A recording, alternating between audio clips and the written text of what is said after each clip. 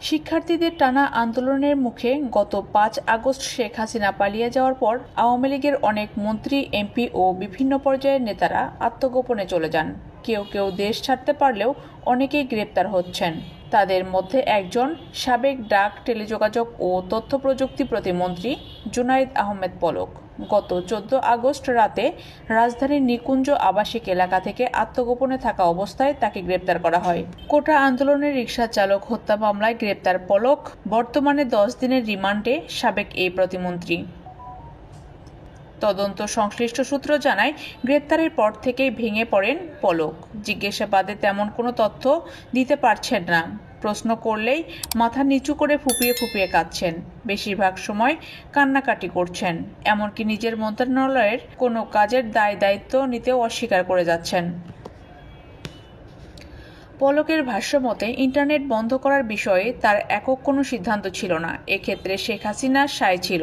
একই সঙ্গে এনটিএমসির মহাপরিচালক সাবেক সেনা কর্মকর্তা জিয়াউল আহসানের নির্দেশনা মেনে তিনি ইন্টারনেট শাটডাউনের সিদ্ধান্ত নিয়েছিলেন বলে জানান। জিজ্ঞাসাবাদে সাবেক এই প্রতিমন্ত্রী আরও জানান, আওয়ামী লীগ সরকারের পতন এত দ্রুত হতে পারে তা তিনি কল্পনাও করতে পারেননি।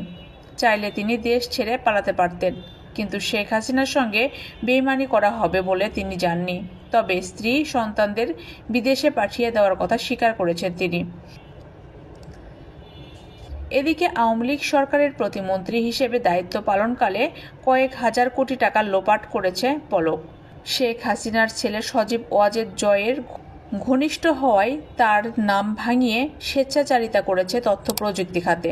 একের পর এক প্রকল্প বানিয়ে বাজেট থেকে শত শত কোটি টাকা লোপাট করেন। অবৈধভাবে অর্জিত অর্থ দেশের বাইরেও পাচার করেছেন পলক।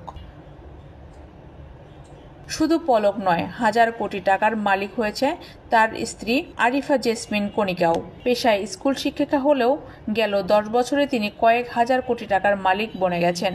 বিদেশেও এই দম্পতির ব্যবসা প্রতিষ্ঠান ও বাড়ি রয়েছে। নামে বেনামে প্রায় ৩০ থেকে ৪০ হাজার কোটি টাকার সম্পদ রয়েছে পলক ও তার স্ত্রীর নামে। সজীব ওয়াজেদ আইসিটি উপদেষ্টা হওয়ায় এ খাতে ছিল না কোনো জবাবদিহি। এজন্য পলকের বিরুদ্ধে কেউ কোনো কথা বলতে পারেনি।